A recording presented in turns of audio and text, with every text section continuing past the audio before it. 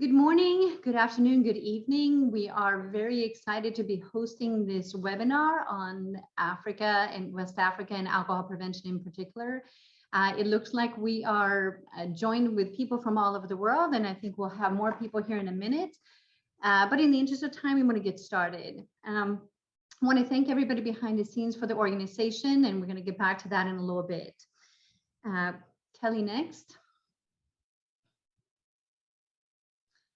So this is one of those projects that I think really epitomizes this African proverb. If you want to go fast, you go alone, but if you want to go far, you go together. And so this is a project and a webinar that is taking a lot of people to put together, but it also reflects, I think, the collaboration that we have, not just across different disciplines and across different countries, but also different sectors. So we're very excited to be joining this, and we see this as a platform for a beginning conversation on what we can do better in terms of alcohol prevention and alcohol harm reduction in West Africa specifically. Next. We're also thrilled to have two panelists with us today from the WHO Afro office. But before I introduce them and everybody else, I wanted to just give a highlight sort of in the back of your mind as we're thinking about all this, that this is a quote: "There is no other consumer product as widely available as alcohol that accounts for as much premature death and disability."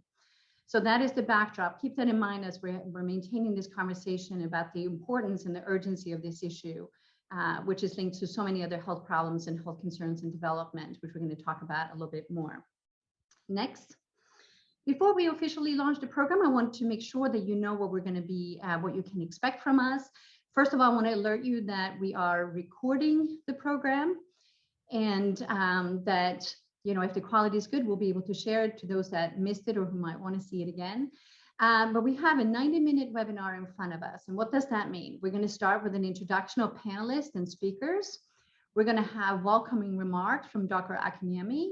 We're going to talk a little bit, just a little background information about alcohol and harm in West Africa, because I know we have people here on the webinar for which alcohol may be a new topic or may not know much about the background. And then we're going to share some findings from a survey we did with the West Africa Alcohol Policy Alliance, which is going to set the foundation for the panel conversation that we're going to have that follows. We have invited an amazing and talented list of panelists, friends and colleagues who are advocates, who are experts, who are researchers, to share their insight and perspective on what they think that are priorities and what we need to do in terms of next steps to really move the needle and have an impact. And then, of course, we're going to have a Q&A, because the important point here is to also disseminate and to reach out and get input from a much wider audience. So we're going to ask that you submit those questions in the chat box, and they will be fed to us, and we'll, if there's a lot of them, we'll do our best to answer many of them, but I also have questions that I would like for all of you that are participating.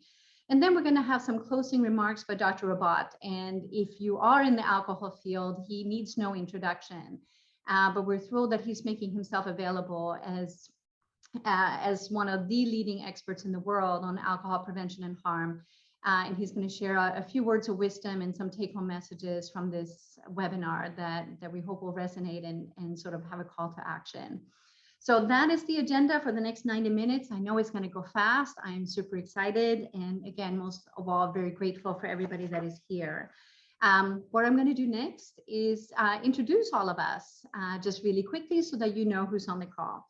So I am Dr. Monica Swan. I'm a dean and professor at the Wellstar College here at Kennesaw State University.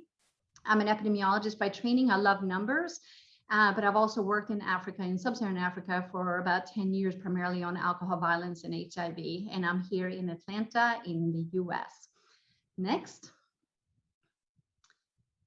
We have the panelist, Dr. Franklin Emensei, who is the key collaborator and also co-host of this meeting. He is here also in his role as chair of the West African Alcohol Policy Alliance, which is sort of run out of Nigeria.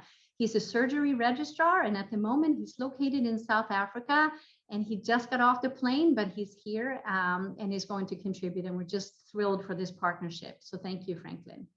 Next. So we have another panelist who's also been part of this project from the very beginning, Mrs. Boi-Jenneh-Jalloh. She's the executive director of the Foundation for Rural and Urban Transformation. Many of you know it as FORUT for short, from Sierra Leone. And she, again, was one of the founding members, if you will, of the steering committee of this project. So thrilled to have you as well. Next, we have another panelist, Dr. Emeka Dumbili. He's a sociologist by training at the Nnamdi Azikiwe University. He's been a George Forster Researcher Fellow of the Alexander von Humboldt Foundation in Germany. And he's the former Mildred Blackster Postdoctoral Fellow at Brunel University in London. He's located in Nigeria, and he's written extensively on issues related to alcohol policy and alcohol issues in West Africa. So we're thrilled to have you, Dr. Dumbili, to share your insight and also the research experience that you bring. Next. We have panelist Ms. Binta Sako, who is a representative from the World Health Organization, the Regional Office for Africa. She's a technical officer related to tobacco and other non-communicable diseases, and she's located in Burkina Faso. Thank you for joining us. Next. And we have another panelist also from the WHO regional office, Dr. Chidinma Opoko, who is the technical officer also for tobacco and other non-communicable disease risk factors.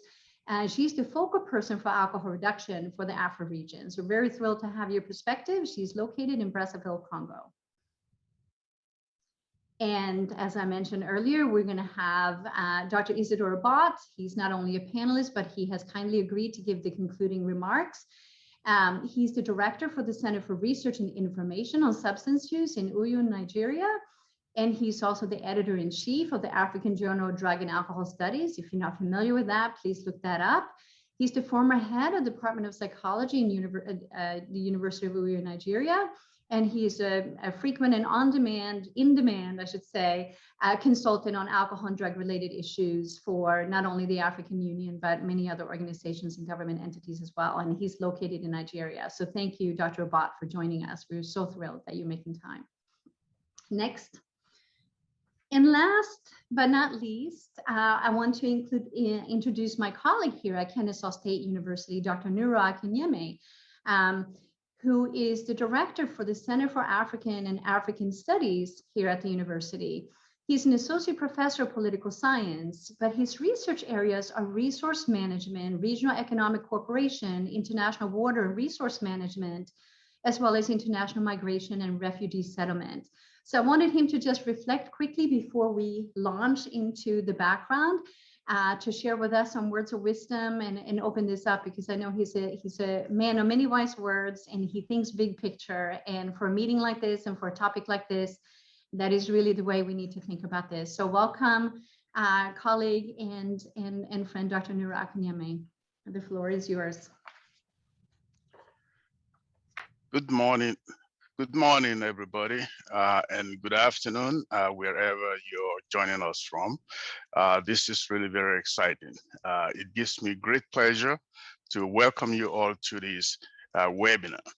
As the director of the Center for African and African Diaspora Studies, one of the things I enjoy about my job is bringing colleagues together from different institutions on the African continent and just broadly in the African diaspora, to seek ways, to explore ways to collaborate, to find solutions, sometimes new solutions to old problems, and to challenge each other to think outside of the box, to find solutions that not only work, but take into consideration the social, cultural, and political context of the particular countries. And this, to me, represents a gold standard for that type of collaboration. The old ways of thinking that what works in Iowa must work in Uganda. Therefore, we don't need to go to Uganda and study the issues there. Doesn't work anymore. Today, we know that in order to find real solutions that affect us across the globe, across national borders, we must get out of our comfort zones. We must think outside of the box, and we must collaborate with scholars in other parts of the world. This collaboration involves institutions here in the United States, in Nigeria, in Sierra Leone, involves collaboration with the WHO, and it's an interdisciplinary collaboration. So here we're talking about a cross-national collaboration, an interdisciplinary collaboration, a collaboration that brings together talents from different parts of the world. And this issue of alcohol and harm that comes from it, especially when it is abused, it is a very important issue. It affects us across the world. I am not an expert on this subject, but I confess that my association with alcohol is being, a consumer of it occasionally. So this really interests me a lot. So I am looking forward to this webinar. I'm looking forward to learn a whole lot from it. This collaboration is the type of collaboration that we value at Kennesaw State University. I spend a lot of my time putting institutions together, putting colleagues together to work together and find solutions that work for all of us. So this, to me, represents really the gold standard for that. And I'm looking forward to more of such collaborations between Kennesaw State University, Georgia State University, and universities across the continent. I'm looking forward to that, and I'm looking forward to this webinar. So I wish everyone a really very enjoyable webinar. I know we have a lot of stuff to go through here today, so I'm not going to spend a whole lot of time, but I know you're all going to enjoy it. And I encourage you to participate actively, contribute your opinions, your views, your perspectives, because we can all use it. So Monica, thank you for including me in this webinar. I thank all the researchers that are part of this, that have contributed to this. Kudos to you and good luck with this webinar. Thank you so much and have a wonderful conference. Well, thank you. Thank you so much for those words of wisdom. As I said earlier, we need to do this together to make a difference. And that requires partnership, it requires people, and of course it requires resources, and we'll chat about that. But thank you for those encouraging words. We really appreciate it. Since I just want to make sure that everybody is on the same page, and not everybody has a background in alcohol or necessarily are familiar with some of the data or statistics, I just wanted to take a few slides from the Global Status Report on Alcohol and Health. This is a document that is produced by the WHO, and it is an amazing resource. It's available for those of you who have not seen it yet on the internet. I'm glad to share the link if you can find it. But the bigger picture here that they're presenting is that worldwide, not just in Africa here, but worldwide, there are 3 million deaths every year that results from harmful use of alcohol. And that represents 5% of all deaths. Many of us that look at data probably think that this is still an underestimate, meaning that the burden is higher than that. But even if we keep it at 5%, think about that 1 in 20 deaths in essence is the result of harmful alcohol use. And the harmful use of alcohol is a causal factor in more than 200 disease and injury conditions. I think for those of us that do this work, we think of alcohol and injuries, alcohol and car crashes, alcohol and HIV. But if we say 200 diseases and injury conditions, perhaps we can start thinking about the perhaps less common cancers. We can think about some other health conditions. And it's important to mention this because when we talk about alcohol and harm, it's not just violence, however much that is a substantial burden, but there's all kinds of diseases and injuries associated with it. So we really need to strengthen our talking points. The other point I wanted to mention just quickly is that there are several strategies that WHO has emphasized and that has been adopted all over the world. And of course, we can spend a lot of time on that, and I think it's important. But for now, let me just suffice it to say that when we talk about the best buys, in terms of the best buys for spending resources to prevent alcohol and related harm, it is to increase the price of alcohol, is to reduce the availability of alcohol, it is to reduce the access of alcohol, meaning where people can buy it or find it, and also to reduce marketing, alcohol marketing specifically. So we're not going to talk about these specifically today, but I think as we are thinking about talking points and how to garner our resources and collaborate, it is very important to think of these evidence-based strategies that have been deemed as the best buys for action. Next.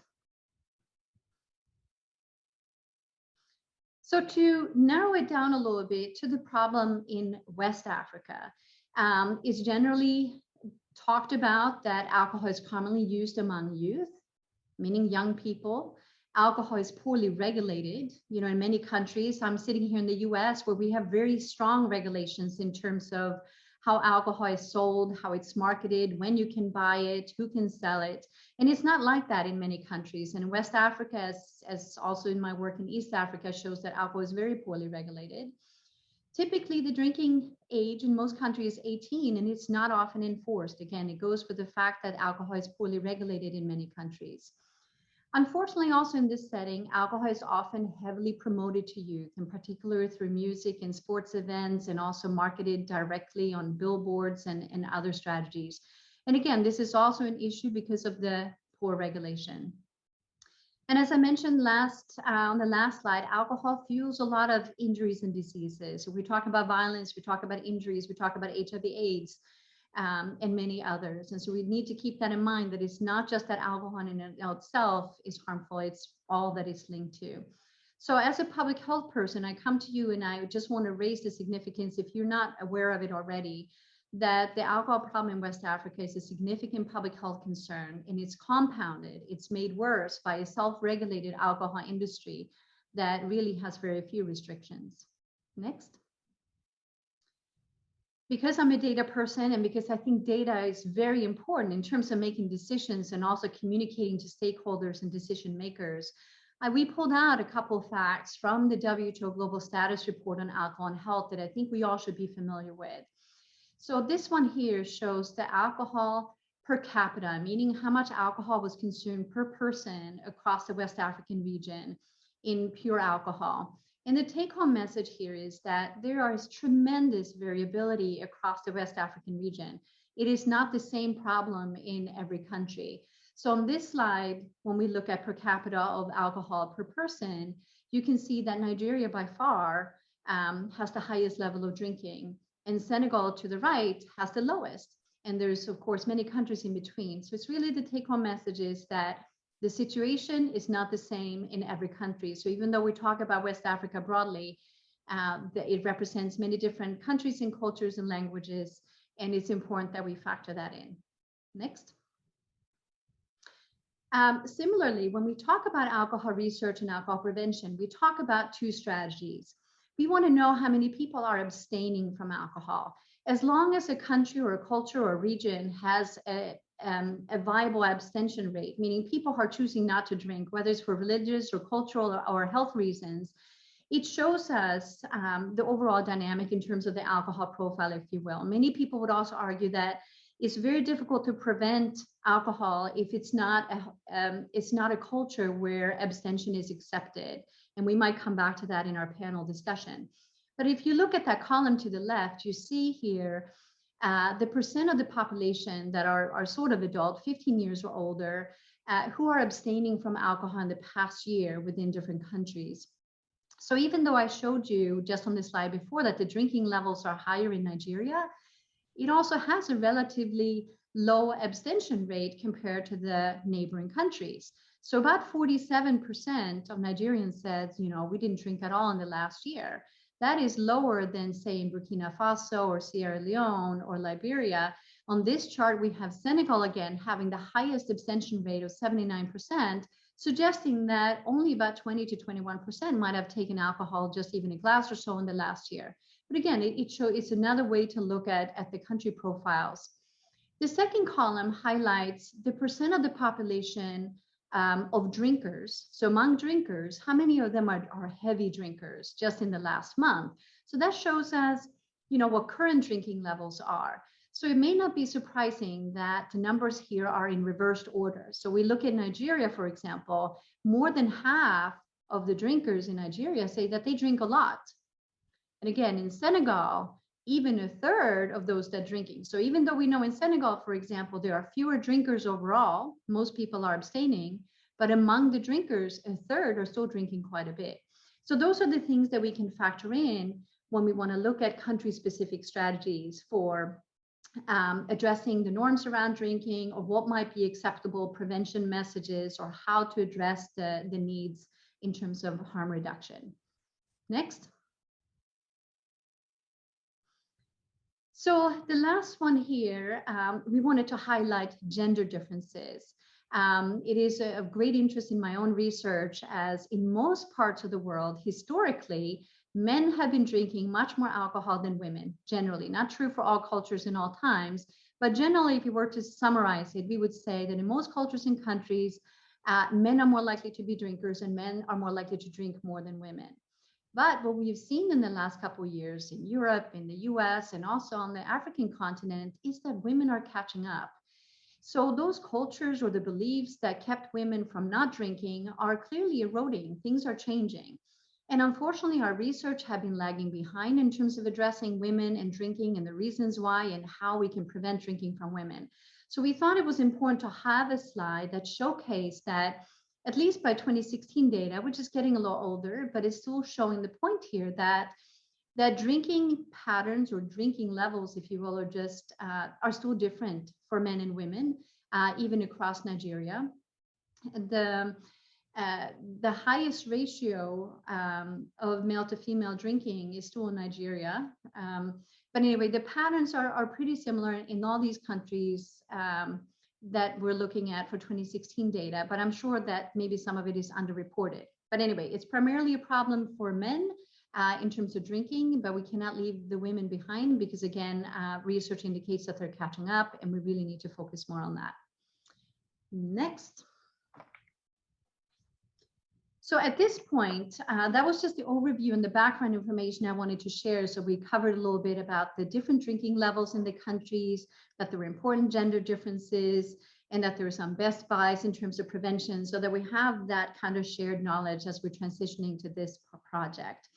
So now I'm very excited to just spend a few minutes talking to you about the data that we want to share with you today and how we came about doing that project. We call it the Alcohol Prevention and Policy Development Capacity Survey, which is a little bit of a mouthful.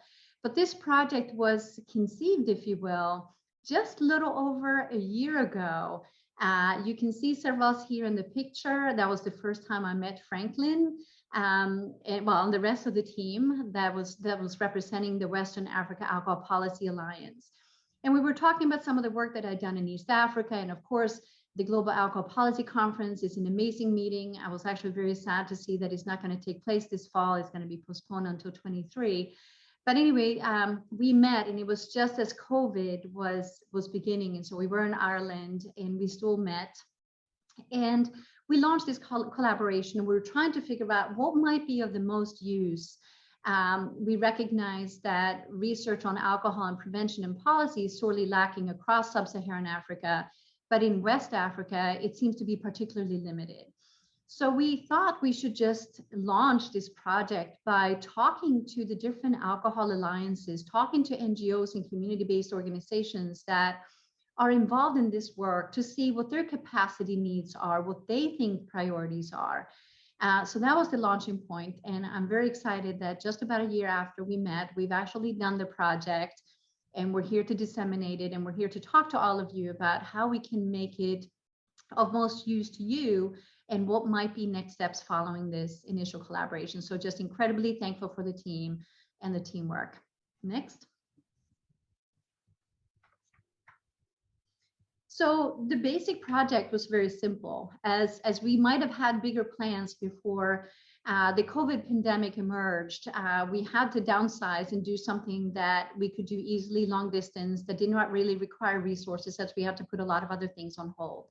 So the basic idea of the project and how we did it was that we just developed an online survey. We borrowed measures and strategies that we've seen in a couple other fields, but we could not really find a study or a survey that had done this kind of project. So we created a survey, we made it available online, and we made it available in 3 languages because of the diversity across West Africa.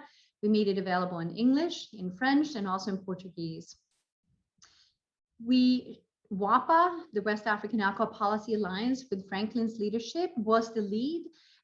We had a steering committee, and we engaged all these steering committees to launch the survey in their respective countries. Unfortunately, we didn't get any responses from Benin and Guinea-Bissau, but we did from the remaining 7 countries. And we had about 144 responses that were fairly complete, and those are the ones that we're going to be reporting on next to share some key findings. Next. And just before I launch into some of the data points that we have, I wanted to share with you some of the questions that we were thinking about that would be important for this survey to address. We were wondering, what is the readiness and capacity for alcohol prevention across these countries and by these organizations? In West Africa, as in many other parts of Africa, a lot of the alcohol prevention work and dissemination strategies are handled by smaller NGOs and community-based organizations. So we wanted to know, what is the readiness and capacity? What do they think that they can do? What's working well, what's not working so well? The other one we wanted to know about is the WHO SAFER initiative. And perhaps today we can count on our colleagues from the Afro office to fill us in if people are still unfamiliar with SAFER. But SAFER is an alcohol prevention and harm reduction initiative out of the WHO office. And we wanted to just check, are the community-based organizations doing this work? Have they heard about SAFER? Do they know what the evidence-based strategies are? And then, of course, we wanted to hear from people on the ground. What are the key priorities for addressing alcohol and harm? What are people using and what do they see as priorities? And again, from a community-based perspective, what are the key harms and predictors of those harms? What are people saying? What flows to the top in different communities and in different countries? And then finally, do community organizations have the capacity or interest in conducting research? As a researcher, I've spent a good 10 plus years partnering with community-based organizations and smaller NGOs to have that capacity to do more research. And I know that for many NGOs and community-based organizations, it's not of interest. They don't see themselves doing that work. But I also know, because we have so few trained researchers in this area, that is really important to leverage all of us who want to do this work and leverage the capacity to do more and better and get the numbers that we need or evaluate programs or initiatives. So we wanted to have a couple questions, and we asked many different questions, but these are the ones that for this audience I think might be most interest. So for the next couple minutes, I'm just going to share a couple of snapshots of the preliminary data that we have that we're still working on, but I would love to use as a platform for our conversation in a few minutes. Next. So one of the questions we asked all countries, do you think that the measures taken so far to prevent alcohol-related harm in your country have been adequate? The numbers at the bottom here is the number of respondents, not the percentage. But you see here, it's a little hard to read the legends, but it says adequate, neither adequate, not adequate, and inadequate. So the bar that we're most interested in here is at the bottom. And so you can see by far that the most respondents or most participants in this survey suggested that there are not adequate measures. It's inadequate. We need more effort, more resources. Next. Then we asked them, compared to other countries, so we asked them, in your country, compared to other health and social problems, how much of a priority is alcohol-related harm prevention? And you see here that relatively few participants said high priority or moderate priority. Most participants said it is a low priority. Again, so we're talking here to community-based organizations and NGOs, a few people from the research world, but most seem to be agreed that across West Africa, it is a low priority overall to address alcohol-related harm. Next. And then we asked, what are the main types of alcohol-related harm in your country? So of course that is very subjective, but again, these are people working typically in alcohol and with alcohol and drug issues. And gender-based violence, and again, I meant to point out too at the bottom here that these are number of participants, not the percentage. So number of participants, not percentage. And participants could click multiple of these, so it would not add up to the 144 respondents that we had. But you see here that in terms of the main types of alcohol-related harm, gender-based violence came out as the most often nominated or most selected outcome. And I think that that's important because I think that that means that we have communicated perhaps more effectively when it comes to gender-based violence and the link to alcohol than we've done with some other topics. But the other ones that were frequently nominated were injuries and traffic crashes, child maltreatment, other forms of violence. Surprisingly, HIV/AIDS, were, I would say, substantially lower. Heart disease, suicide, cancer, COVID-19, of course, had just been, is a relatively new health concern. So it's not perhaps surprising that people not connecting alcohol to COVID or the other infectious diseases. But again, so I think a chart like this shows us where we've communicated well and where perhaps we can improve communication. And of course, some of this will vary by country. If we're talking in a country where HIV/AIDS is not an issue or heart disease is less of a concern, they may not think about that in terms of alcohol's role. So we always have to think about the context. Next. We also asked what you think the main risk factors are. Of course, there's extensive research on this and from many parts of the world, but probably less so from West Africa. We didn't order these, so it looks a little messy, but you can see that we asked about sort of more structural things, unemployment and poverty, poor mental health, limited access to healthcare. Cheap alcohol was one of the most frequently, and again, that ties us back to the Best Buys. If you remember, we talk about price of alcohol. Cheap alcohol, we know that when alcohol is very cheap, people drink more. Few alcohol regulations, alcohol marketing, limited knowledge on alcohol and harm, which we just talked about in the previous slide, limited enforcement on alcohol policies and drinking by minors, and then there were a few others. But again, just giving a view what these organizations, what they think perhaps are perceived as the main risk factors in their setting. Next. Then we asked about the WHO Safer initiative that I highlighted just a moment ago. The WHO Safer initiative has been around since 2018, and I think that there's been some substantial dissemination around that. But again, I thought that it would be interesting to see if that knowledge has traveled to West Africa, or if this again something that we can work with the WHO Afro office to really increase. So again, here we have percent on the y-axis, and so we see that awareness of safer or familiarity with safer was by far the highest in Nigeria. Perhaps that's also because the WAPA, the West African Alcohol Policy Alliance, is led out of Nigeria. Could be a reason, perhaps, or because there's other strength in research and engagement. But then followed by Sierra Leone, Liberia, Gambia, Senegal, and Burkina Faso. So again, it just again highlights that maybe we need to do more in some countries in terms of outlining safer and the evidence-based strategies that are embedded within the Safer initiative. So again, just trying to figure out how we can reach and disseminate where it's most needed. Because we were also so fascinated by the Safer initiative, we asked the participants of the survey to rank what they thought out of the 5 safer priorities, which a little hard maybe to read. It looks a little small on the screen, but the red bars here are strengthened restrictions on alcohol availability. The purple ones are advanced and enforced drink driving countermeasures, so alcohol-related crashes essentially. The blue one is facilitate access to alcohol screening, brief interventions and treatment, and other more clinic-oriented evidence-based strategy. The green ones are to enforce bans or comprehensive restrictions on alcohol advertising and sponsors.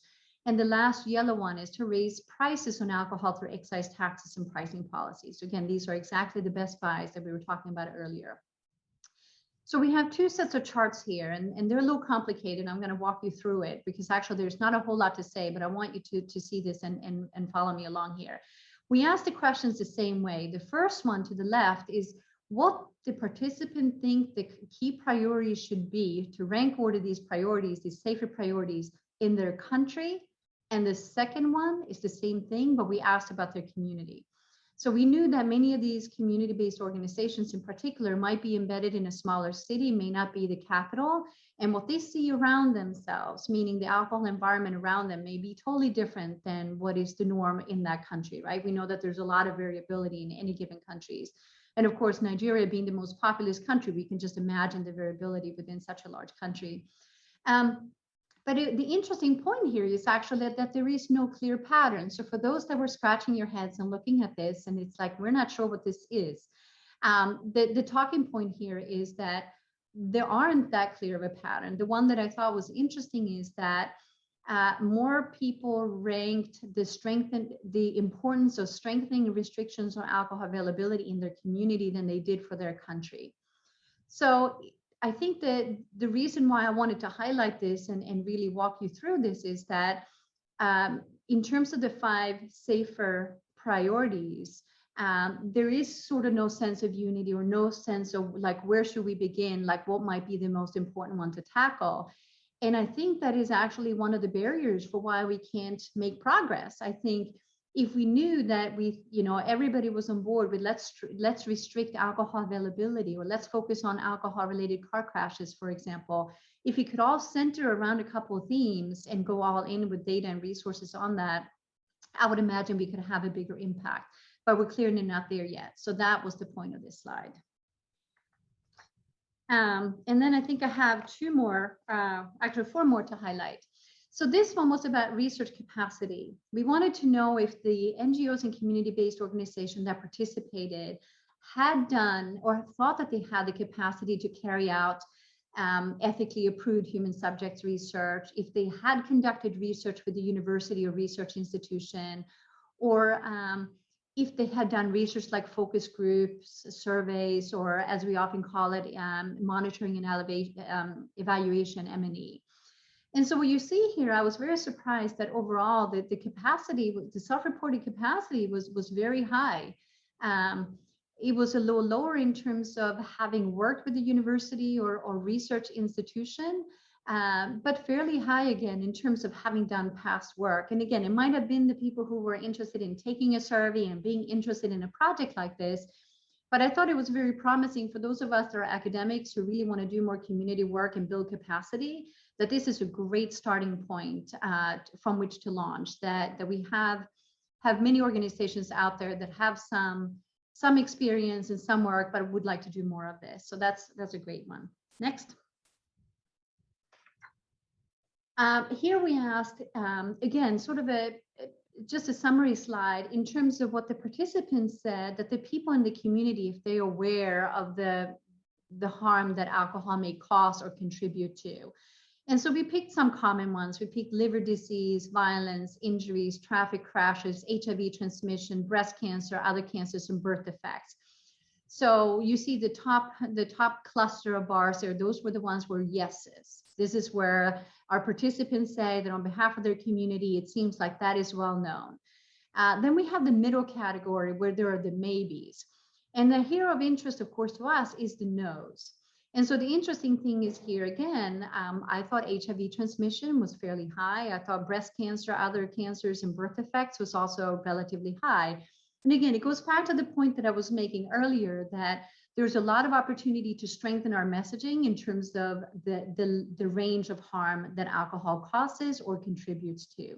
So that's something I want to come back to in our panel discussion. Next. So we identified key gaps, right? We, the 83% said that data on alcohol-related harm in their country is of low, fair, or unknown quality or does not exist. So they pointed out to limitations on data. Most of them also said that there were limitations in terms of political leadership to express commitment to the agenda for addressing alcohol-related harm. So that remains a barrier. 98% said communication effort on alcohol-related harm in their country are weak or moderate and really could be strengthened. And 89% said that their country's Ministry of Health, or whatever the equivalent may be, does not have a dedicated budget for alcohol-related harm prevention. So of course, we're not 100% sure whether these are accurate, but again, 89% is 89%. And so if there are dedicated budgets and resources, that needs to be communicated. So major gaps have been exposed. Next. We did an interesting spider chart here, and it might be a little complicated to explain, not the spider chart per se, but how we did this. And we're actually in the process of writing a paper on this, and we'll welcome input on it. If you're not familiar with it, the WHO have a fantastic readiness assessment for the prevention of child maltreatment tool called the RAP-CM that has been used in many countries to assess the situation for child maltreatment. And they use 10 different criteria, if you will, the attitudes towards prevention, knowledge, knowledge of the issue, scientific data, current programs and evaluation, legislation, willingness to address the problem, whether they're institutional links and resources, whether they're material resources, human and technical resources, and whether they're informal social resources. So what we did for this particular survey is that we borrowed this strategy that has been used extensively related to child maltreatment, not only in Africa, but also in the Middle East and in many other countries. We adapted it to assess alcohol prevention. So in essence, we did the same thing to assess the readiness for alcohol prevention across these 7 countries.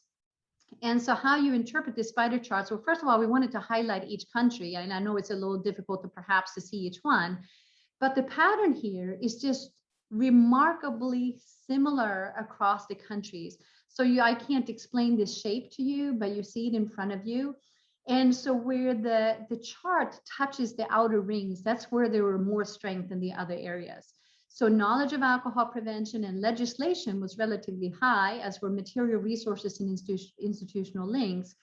But where it's closer to the center, that's the areas where it's considered more weak.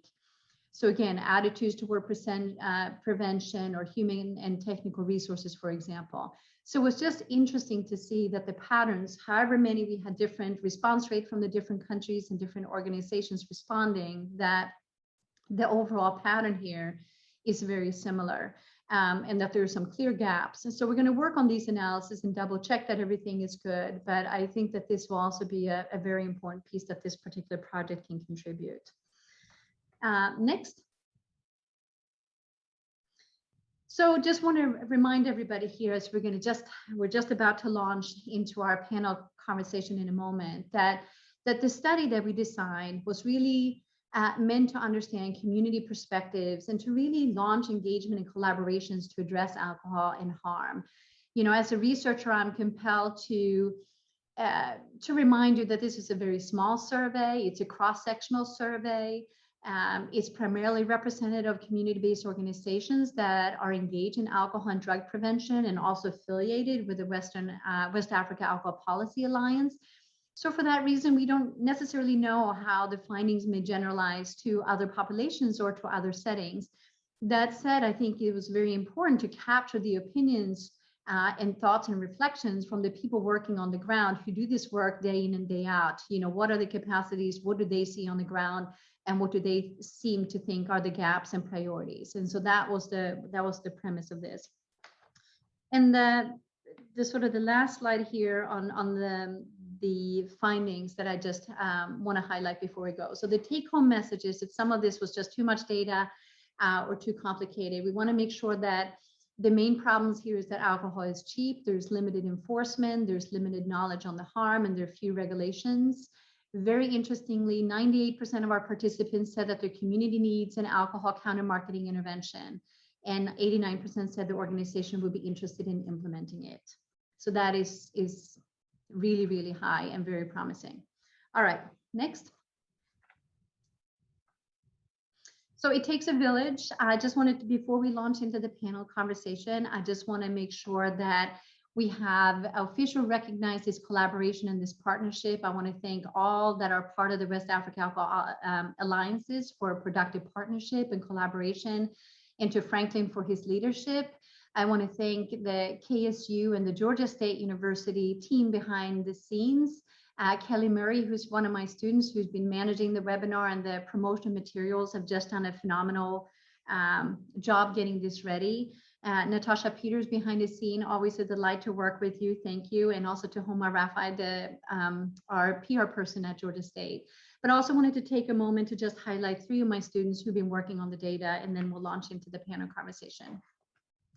So the lead analyst, Zakaria Robov, he's an MPH student at GSU. He's the one that was scoring and doing the spider chart that I just showed you. And so we're just really delighted for his contributions. So thank you.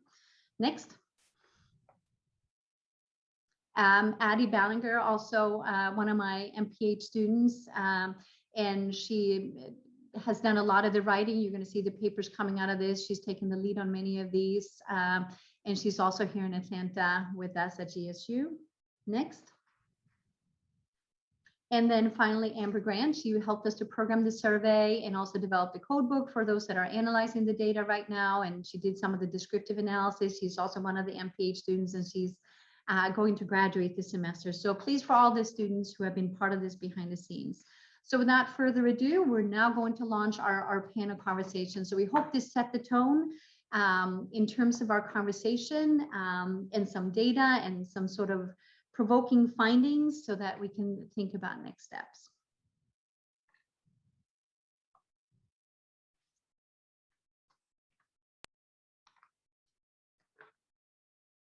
So we are changing gears a little bit here. So perhaps one of the things we can do, since we have members from the WHO Afro office or the Africa office, what are your reactions when you see the awareness of the SAFER initiative? I'm sure that's been on top of your list to disseminate some of these findings. Do you have any quick reactions? Maybe you need a moment to ponder, but is there anything you want to say about what we can do together to make the SAFER initiative, more widely disseminated and used? Shall I go first? You didn't? Sure. Yes. Okay. Thank you very much. This was very interesting to see your findings. And if I am to jump in right away with the SAFER, yes, I do believe that there's need for more dissemination of SAFER. The SAFER is, as a technical package, interventions that we know about. It's the best buys that have been around for many years now. But as a package itself, I think many countries do not know of it. So there's an increased need for that to disseminate, and also to know better how to implement, how to operationalize. So it's one thing to know about the SAFER as a package, but it's another to know how to put all these different policies into place and to make sure that they are enforced. And I'll let Chidinma complete the way forward with the SAFER and dissemination.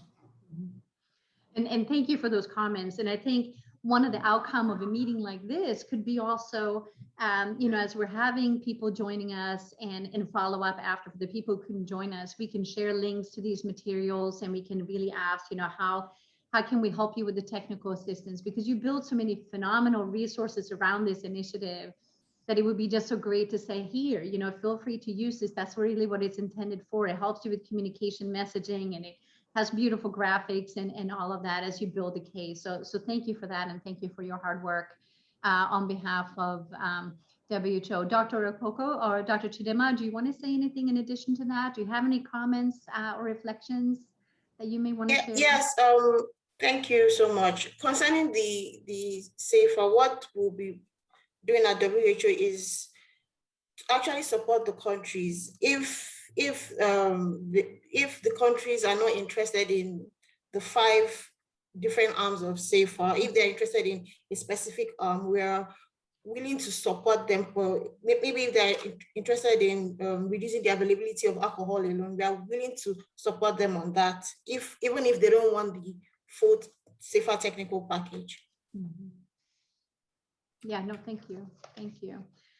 All right, Dr. Emensei, you have been a champion for this project since the beginning, and I know you just got off a flight, so I wanted to give you a couple minutes to get settled, but we're thrilled, of course, that you can join us. It would be very incomplete if you weren't with us. Do you want to say anything about your reaction to, as not only the chairman of AWAPA, or the West African Alcohol Policy Alliance, sort of how you see laying this foundation and doing this project, how it may help your work, or how it may help to facilitate, or something about next steps as we're thinking about what we can do next to make all of this, make the impact that I think you're hoping to make. Thank you, Monica, and good afternoon, everybody. I'm going to take off my face mask for a minute so you can see my face, but I'm in a public space, so I probably have to put that back on. Sorry. Okay. I would say it's been an amazing journey. Thanks to Monica and the Kennesaw State University and then St. George's University. I think this survey, the essence is really to just have a foundation about alcohol harm and alcohol issues in West Africa. As we know, West African Alcohol Policy Alliance, it's still a very nascent alliance. About 9 countries are members at the moment. The main objective is to strengthen alcohol policies in each of these countries. We've made some progress in a few. Ghana, I think, has a policy already. Benin is still quite shaky. Nigeria, we've made some good progress, also with Professor Obot, also on part of the panelists. We've been able to have the first meeting and the second meeting with the Ministry of Health. I hope very soon we should have our own policy in Nigeria. And then, thankfully, it's also in line with the CIFA, the best best buys and the CIFA. So generally, I would say it's an eye-opener. I think it just lays the foundation for future projects, future research, future engagement with the WHO, Nigeria, for instance, or West Africa, other West African countries, and engagement also with the various ministries of health. So I think it's a wonderful thing we've done so far. Thank you. Over. Well, thank you, Franklin. And like I said, we're thrilled that you can be that you're with us, even though traveling always makes these things a little more challenging. But I also wanted to reach out to Dr. Dumbili. I read a paper of yours relatively recently. I know you're a very productive, prolific researcher. And of course, the kind of project that we have done here is not a sophisticated research project, but as Dr. Emensei was saying, I think it lays the foundation and for us to think about research in a different way and capturing sort of that intersectoral response that I think will be really important for us to make a difference. What are your reactions to looking at the survey findings? Was there anything in particular that stood out or that aligns with the research that you have done, or any reflections that you may want to share with us? Thank you very much for the findings. I'm sure you did good research. Just to add to what Franklin just said, one of the major problems, not just West Africa, is this lack of policies. Because if alcohol availability is not restricted, definitely there will be problems, because there will be people will be sick to drink. So I think one of the things African countries need to do, the government is, I think, to increase willpower to implement policies in line with the SAFRA. Policies are designed and implemented.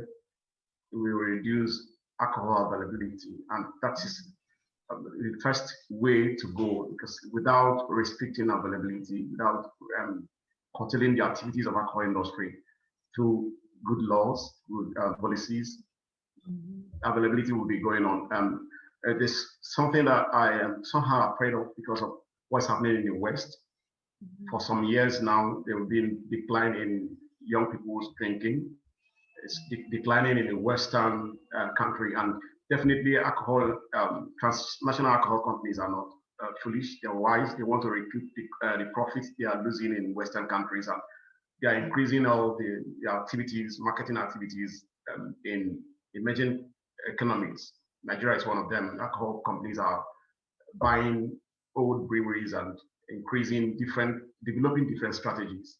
And without any law, any policy, definitely it will get to the hands of people. Those who are not drinking, we start drinking. Those who are drinking, we definitely drink more.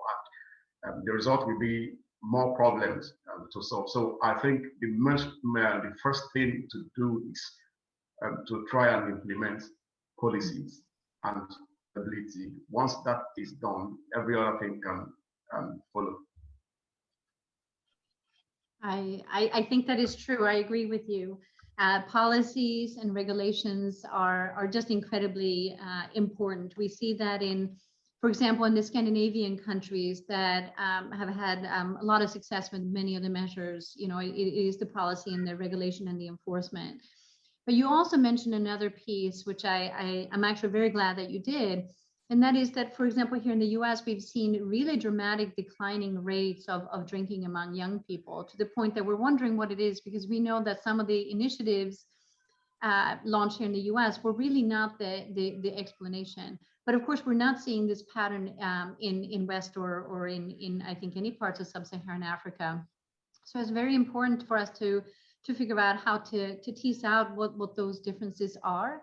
And I think the marketing that you mentioned is incredibly important. I think as alcohol sales perhaps are going down in some parts of the world, they're being pushed to be increased in other parts of the world. And I think what we see in West Africa is taking advantage by the alcohol industry of the relatively low regulations and limitations on marketing. This is work that we've done in East Africa and Uganda specifically. The marketing is just incredibly aggressive and inappropriate. In many ways, it defies the alcohol industry standards that they've themselves set for their own industry in terms of what they can share with anybody, but for young people in particular.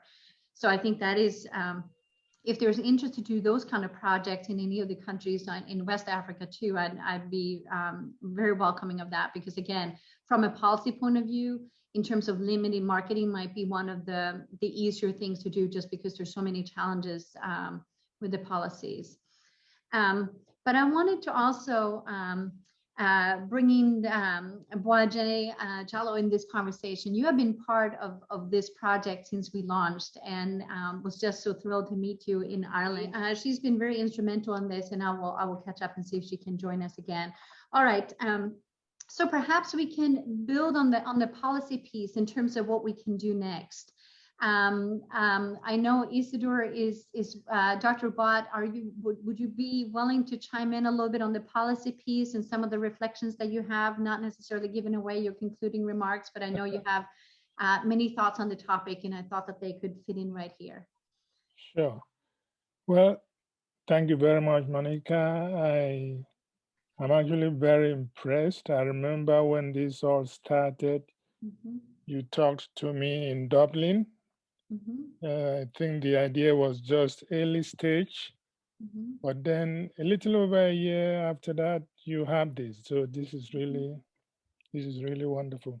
If I can speak a little bit to the data, two issues stand out for me. The first is the findings of high capacity for research. You know, all along, we all believe that there is a problem with research, with data, with information about alcohol in the continent as a whole, and in West Africa in particular. I was a little impressed by the fact that many of the people working for NGOs believe that they do have high capacity for research. So that takes away one of my recommendations to you, that we may need to be thinking about training for research. But I think it probably was a misunderstanding of the question. If there was a question about actually doing research, it would have been interesting to see what they would have said. But maybe this is something we may have to come back to. Because part of the challenge we have is availability of data. And that is one area we need to really focus attention on. So if we have people who can do research, we have to find out why they are not doing research. Probably has to do with funding and things like that. The second thing about the data is that there is very high level of agreement, not surprisingly and happily actually, that respondents from different countries agreed on poor enforcement, unavailability of alcohol policy. These are things we already know, and that this study supports what we know. It's a good thing.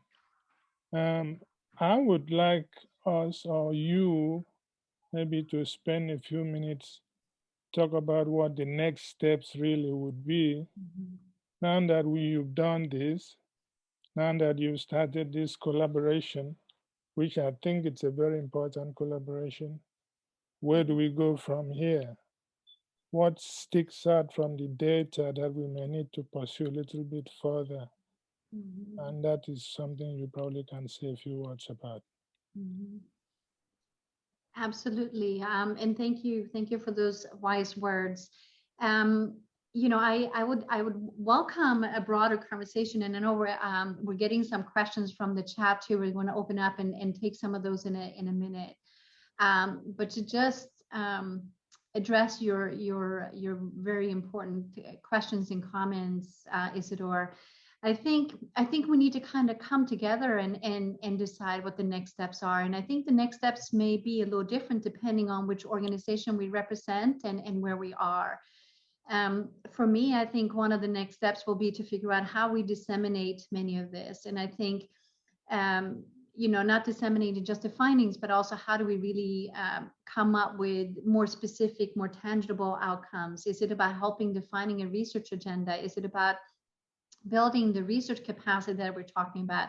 And to your question about research capacity, I think too that that the research can be, research and because in this context, I think of research and the broader monitoring and evaluation.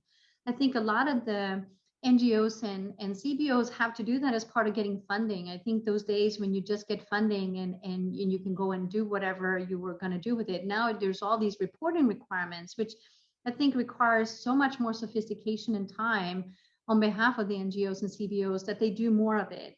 But I think it's not captured, it's not summarized. Of course, those of us in the academic world, we rely on peer-reviewed journals and ways to share the data. But I think a lot of the NGOs and CBOs may not have access to that or may not know how to go about that. And of course, not everything might reach that level. But if we could do something more to collect this knowledge and collect this information, in particular evaluations of programs and initiatives and things that are going really well, so that we move forward, so that not every organization or every unit kind of start from the beginning, I think would be a huge step forward.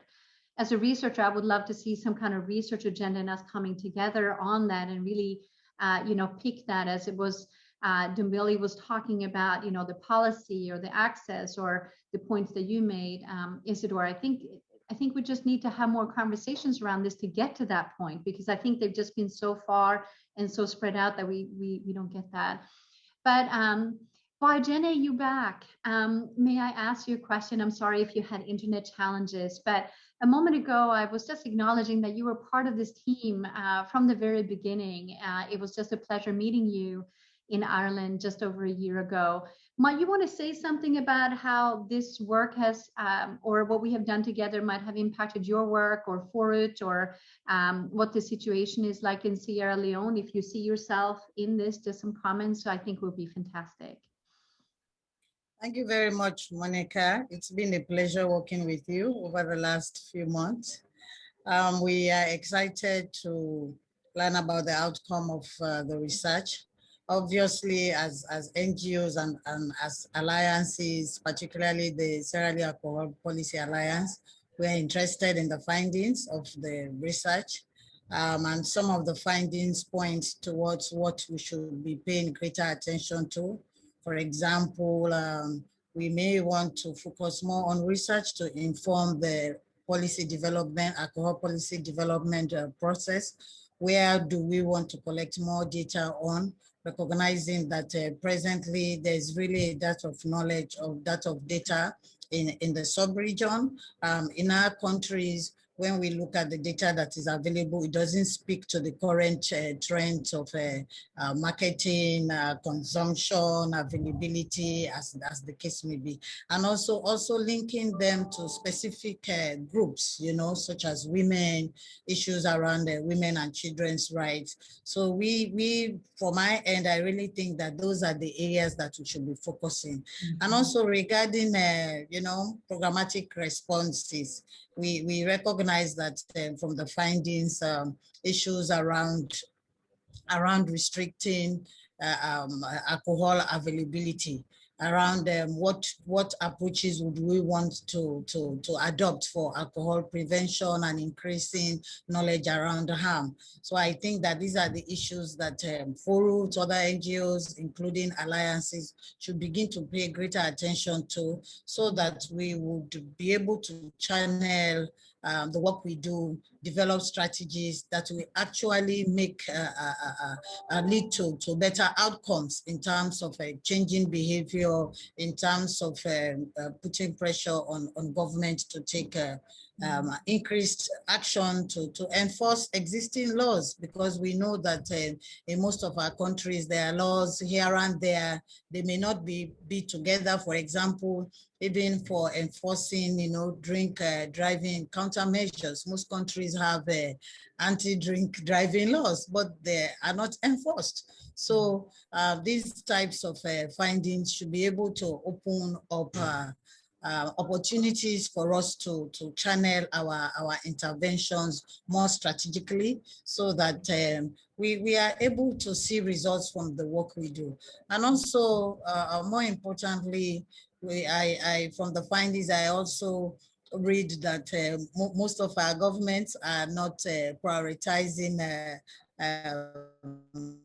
alcohol control, you know, and that's the same in Sierra Leone. There's no specific budget around, you know, alcohol control. Also in terms of surveillance, in terms of considering, you know, interventions, brief interventions, providing treatment as the case may be. And so there's a lot that we can pick from the findings, and a lot that, you know, we can use in terms of rearranging, reorganizing what we are already doing to achieve better results. Mm-hmm. No, thank you. I think you're breaking up now, but I think you just finished your point. So thank you, thank you. And I also want to publicly acknowledge all the fantastic work that not only you do, but also on behalf of FORIT. FORIT, for those of you who may not know, has just been invested in alcohol and harm and prevention work for a long time, and I think also have disseminated tremendously helpful resources, you know, for community-based organizations and entities interested in that work. So I think I'm going to keep asking you questions, but I know some are coming in on our chat, and so I wanted to be thoughtful in addressing that. And again, thanking everybody who's joining us. I'm not going to answer all these questions. I'm going to ask our panelists to help us with these, of course. But one came in here, let me see, from on behalf of the Free Mind Therapy, a mental health organization in Uganda, asked, what strategies would we employ to impede the gap between the significantly rising cases of substance abuse among youth and the legalization of cannabis marijuana by the government? So that's a tricky one. It's not sort of directly related to our work on alcohol, although I think it is in terms of the legislative and policy piece of it. Any of the panelists feel comfortable answering that? So this is about Uganda and, you know, pretty much linked between alcohol and substance use, but legalization of cannabis marijuana by the government. It's an issue that we've had quite, got a lot of attention for in the US, and many of the US states now have legalized marijuana and cannabis. And of course, that's changing cultural norms. But anybody else would want to say something about that? Do we have somebody?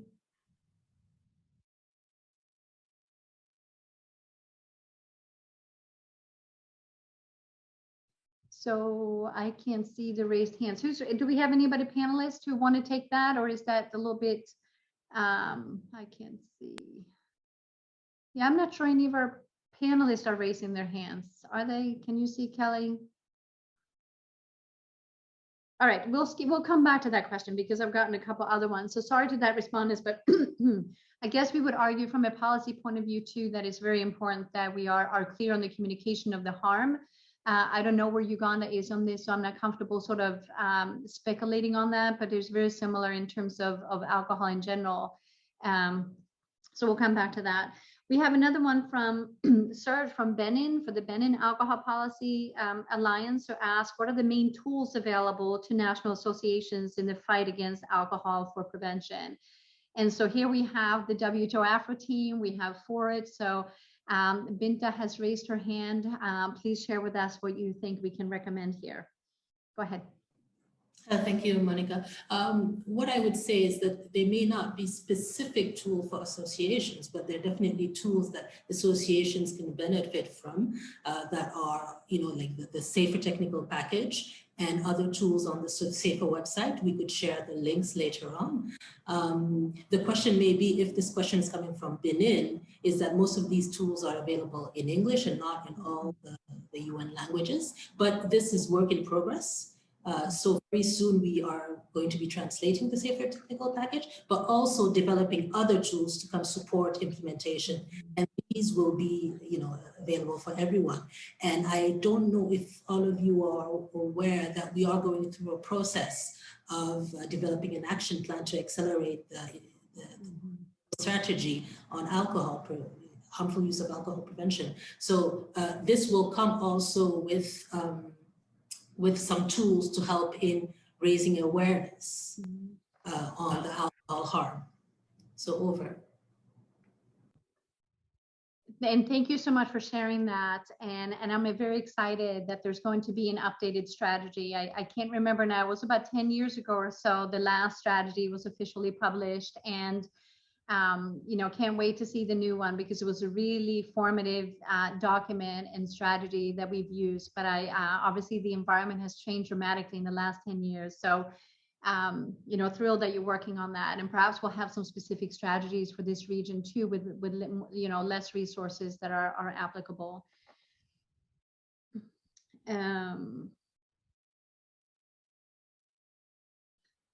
There was something flying through the chat. Can somebody help me read it? I couldn't see it. Hold on.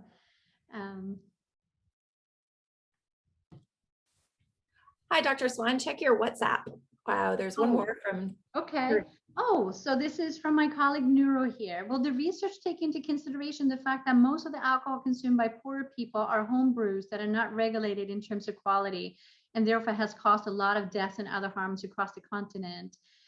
Thank you, Nuro. This is sadly one of my favorite topics, and I'm sure our panelists will have conversation about that. I'm glad you asked. We also asked that in the survey, the extent to which the participants felt that this was a concern in their community. I don't have the numbers right in front of me, but we'll dig it up. But let me channel this to some of my colleagues. Franklin raised his hands. Go ahead, sir. Oh, I'm sorry, Monica, my hands have been raised for a while, but I think I wanted to address the previous point raised by the Benin Alcohol Policy Alliance. Okay, well, go ahead with that quickly, and then we'll come back to homebrew. Okay. So just quickly, I just wanted to in addition to what Binta said, I think Benin, I don't know if they have a policy, and if they do, I think that might be one way they could start from. Look at the policy and see if it's aligned with the safer package, and then they can now go into negotiations and discussions and engagements with the Ministry of Health and WHO of Benin. I think that's one way you could start off the process of combating alcohol harm in your country. Over. Mm-hmm. Well, thank you so much. Great comments. So circling back to Nuru's comments here about the homebrew. Anybody else wanted to comment on that? I don't see any raised hand by the panelists, but it is something that I've written about in Kenya, not in West Africa. It is a growing concern. I think it's a gender issue. There's a lot of policy pieces to that, but Binta raised her hand, so go ahead. Yes, thank you. No, this is really a big issue because it's hard to monitor consumption of these alcohols, and it's becoming a major issue. I know in Burkina Faso, in Benin, in many of our West African countries, with it being very difficult to control. So this is where government researchers really have to step in and find ways to move forward, because it's actually doing a lot of harm. And countries are realizing that it's having a lot of harm because it's evident people are dying. Mm-hmm. Franklin, did you want to chime in on the home brew, traditional brew? Yes, I would say that's a very big topic, and that, like you said, it's a huge problem, because the problem is if you regulate the brewed alcohol, people will turn to things that they can readily get and have access to. We know this products are cheap, they're everywhere in Nigeria, for instance, in the bus parks, everywhere you can find them. There's been some move by the Nigerian government to ban some of these drinks, because usually they come in sachet that's very small, very cheap. And there's this move, I think by 2024, there's this discussion about banning drinks like that sold in sachet and that's locally brewed. I don't know where that's going to lead, but I think that's a very interesting question to ask, and I don't know if there's a right answer to it, but I think it's really very wild and an interesting conversation to have. Over. All right, Boi-Jenneh, you had your hand up too about traditional brew. Please let us know your thoughts. Yeah, thank you. From our end, what's happening is that the Indian companies are now monopolizing that industry as they are taking the local brewers out of business because they, as Franklin mentioned, they are now repackaging it, producing it on a large scale and having them cheap out there in sachets. And as one of your slides actually mentioned, that it appears cheaper than water now. So it's a big challenge which our governments have to pay greater attention to, particularly the Standards Bureau, controlling the ethanol content in these products. But it's a big problem and we need to pay attention to. And that's where Binta's response to this question is very important. Thank you. Thank you. I know we're going to get close to wrapping up, which is sad because a lot of more questions are coming in. But I wanted to ask, circle back with Dr. Dumbili about research and priorities.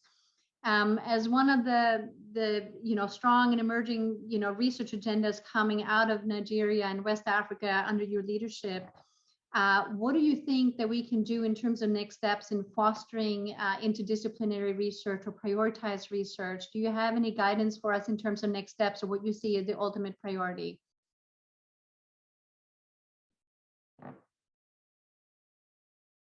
Oh, you're muted. Sorry.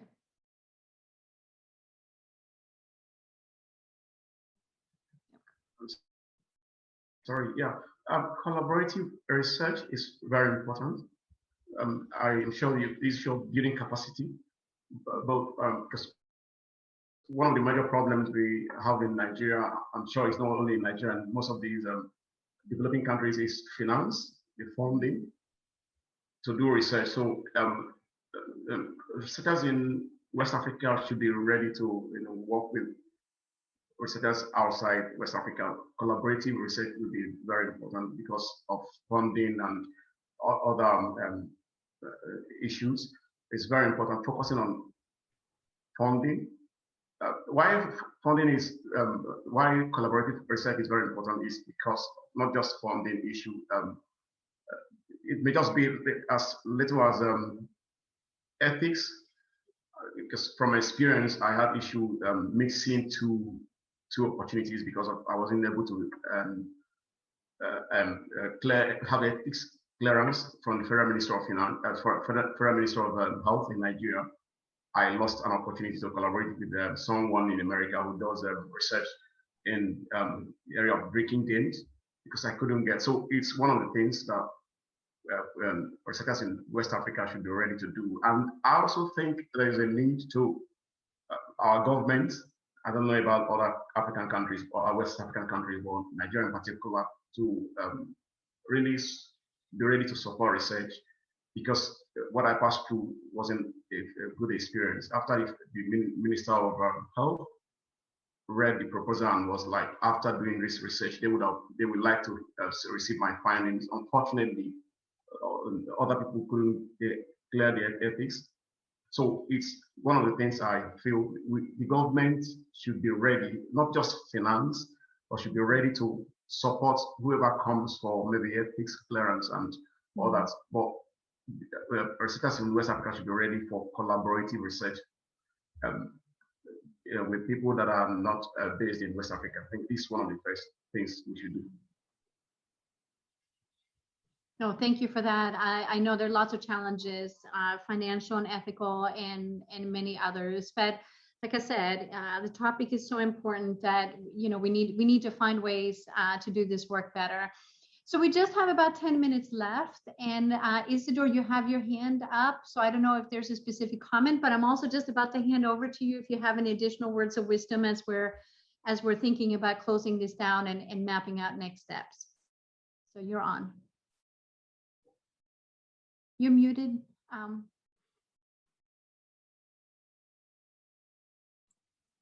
Yeah, I said yes. Why not just hand over to me then? Yeah. Thank you very much, Monica. My hand was up during the discussion about home brews. And when you asked Emeka the question about research. You actually fit in very well because I think the big challenge in terms of research funding we need now is to understand home brews more than we do now, or what WHO calls unrecorded consumption. If you look at the global status report and look at the types of beverages people are consuming in different countries, you see very high proportions of people report consuming home brews, some up to 83% of all the alcohol consumed is consumed as home brews. We don't understand enough what we need to do about home brews, so this is an area of research. Let me just go over to the closing remarks. Let me begin by thanking you, Monica, and your team in Georgia for the great work you've done. As I said when I made my initial comment, this started about a year ago. I still remember clearly, which is really strange. It's actually been 1 year and we are still under the spell of the disease that made some of us run away from Dublin, if you remember, more than a year ago, which is COVID-19.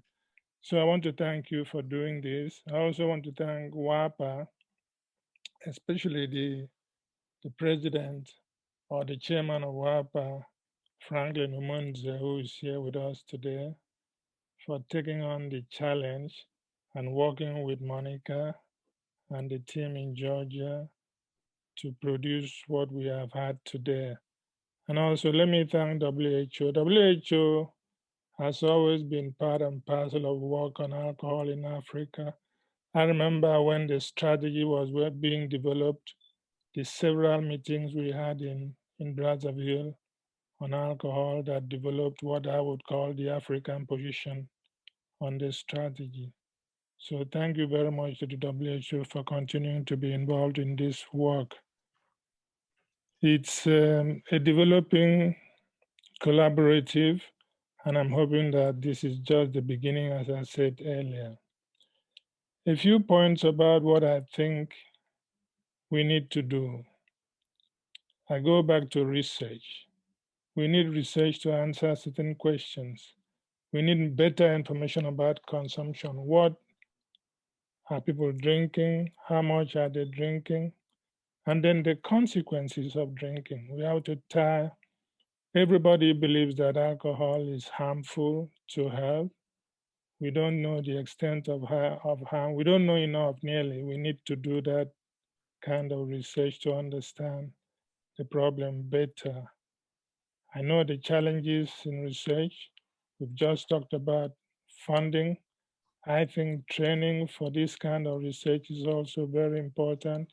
So we have to look at ways of increasing capacity to do the kind of research that will help us understand the consequences of alcohol consumption better. The role of government in policy, we've talked about it. It was part of the survey. It's really, really strange that most African countries do not have a written down alcohol policy. That is beginning to change in some places. I'd like to mention the work that is going on in Nigeria. It used to be a challenge for me when people asked me about alcohol policy in Nigeria, and I said we have nothing. But that is about to change, thanks to people like Franklin, and thanks to the Minister of Health in particular. Another point that we need to always keep in front of us is the role of the industry. I always say that we should not be surprised that the industry is doing what they're doing. They are in a business of making money, and that business is antithetical to public health concerns. So when they want to sit at the table with us, the point I always make is that we can't, we shouldn't. It's not right, because you are in this as a business to make money. And to make money, people have to drink. And people should drink a lot. I am in this business trying to say people should either not drink or drink in ways that will not cause them harm. So we cannot agree. So when I hear about the industry trying to infiltrate discussions about alcohol policy as they did recently in Nigeria, but luckily they were kept out. When I hear them talk about that, I said, I'm not surprised because that's what they need to do to keep their business going. One of the things that we need to keep in mind is that the industry will not come to you always as Heineken or as Diageo or as SAB Miller or even as a producer in your country. They can come to you looking like a normal research organization. So when people approach you to work with you, you have to do some investigation to see whether they are really working for the industry or whether they are a legitimate research organization. So that's something that we need to take a look at and try to understand that there are ways of trying to get us to get involved with them. And finally, the background to all this work is on prevention of harm. It is important to understand, and I'm happy that in many countries that understanding is there, of the SAFER program by the WHO. It's an initiative, I think, that is very important. And I'm happy that somebody from the WHO was here to talk about that. We need not depend on that totally. We can also think about what to do in our countries, in our specific context, to reduce the harm that is caused by alcohol.